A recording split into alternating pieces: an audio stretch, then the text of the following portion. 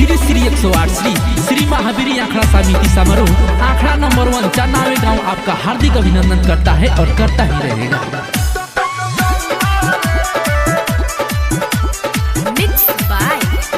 recording studio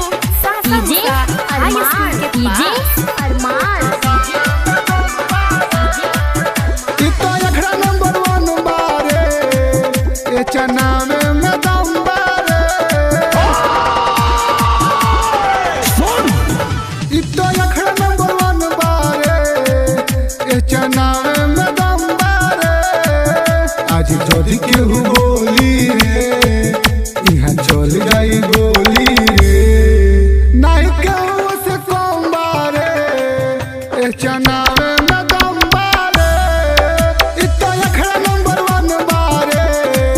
ए चनावे में दम बारे बुझले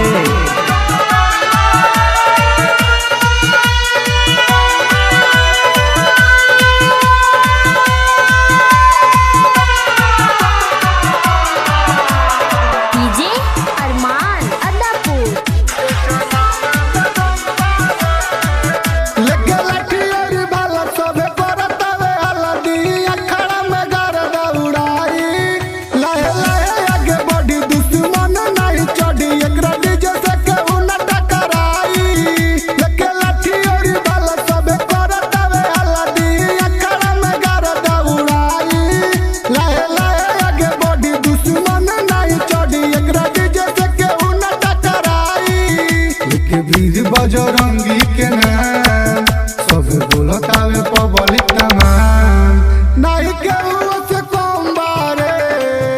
ए चनावे में दम बारे इतना अखड़ा नंबर 1 बारे ए चनावे में दम बारे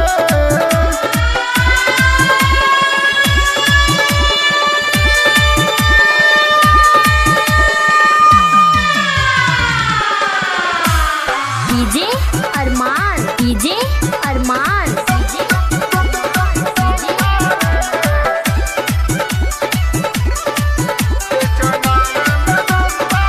प्यारे पंकज कोई नहीं केहू के सोए अखड़ा में लफड़ा हो जाई